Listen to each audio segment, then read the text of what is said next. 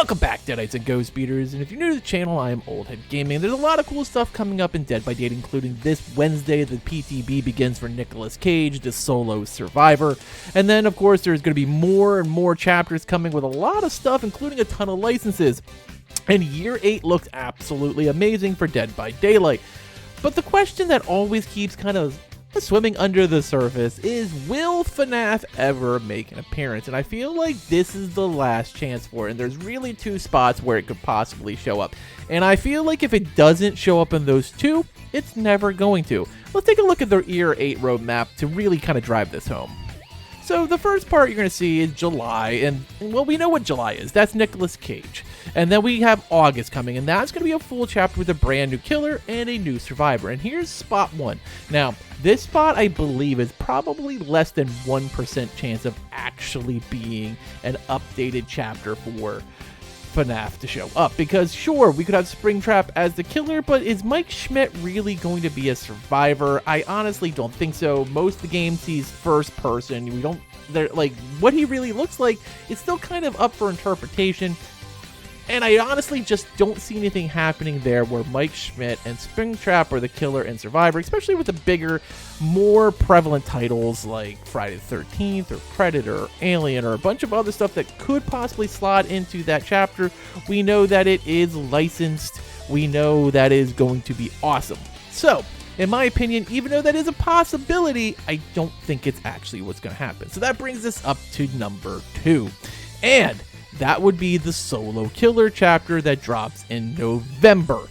Now, I think there's about a 75% chance that it is FNAF here, and here's why. We will see the PTB probably drop right near the end of October, and that would coincide, of course, with the release of Five Nights at Freddy's movie from Blumhouse on October 27th.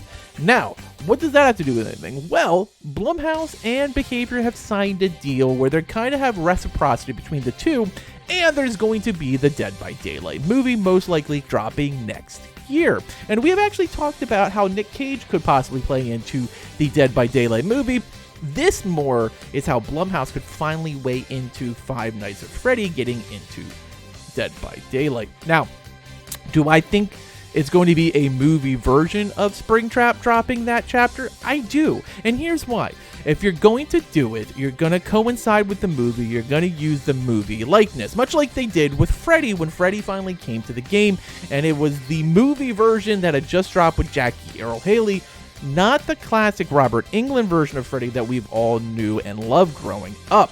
And so it makes sense that they have this cross promotion where you get Five Nights at Freddy's Springtrap actually showing up in Dead by Daylight as the movie version, where Blumhouse gets publicity, Dead by Daylight gets publicity, you finally get the Five Nights at Freddy, and it also makes sense to show up as a solo killer because as we all remember what happened, which will be about 2 years at that point, when the Cenobite came to the game, and all the Five Nights at Freddy people ignored all the hints, kept grasping at straws for why Hellraiser was going to not be Hellraiser, but rather be Five Nights at Freddy's. And I think this time they do a solo killer, and it will be. But if it's not, I don't think we'll ever see it, because this is the golden opportunity to finally get the Five Nights at Freddy people happy. You drop a solo killer, you don't have to worry about a survivor with it, and it makes a lot of sense both ways from Blumhouse and Behavior's perspective.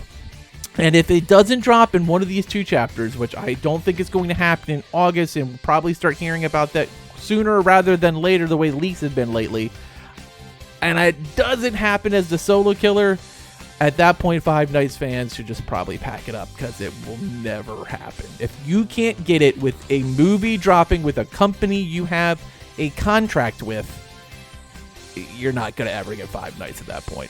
Like I said, though, I do think it's about 75 to 80% probable that Springtrap is the November drop.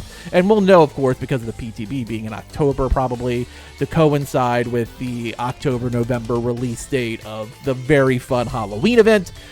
And I think that's exactly what we're going to see. But if it doesn't, I think at that point you kind of pack it up, much like I feel like we should at this point pack up hoping that our friends Steve and Nancy and Demo Puppy finally return from Stranger Things. I just don't think that's going to happen either. If it So hopefully we get it for you Five Nights fans, and if you don't have it in either the August or November chapter, it's probably over. Let me know, though, what you think in the comments below. As always, thanks for watching, and later, mates.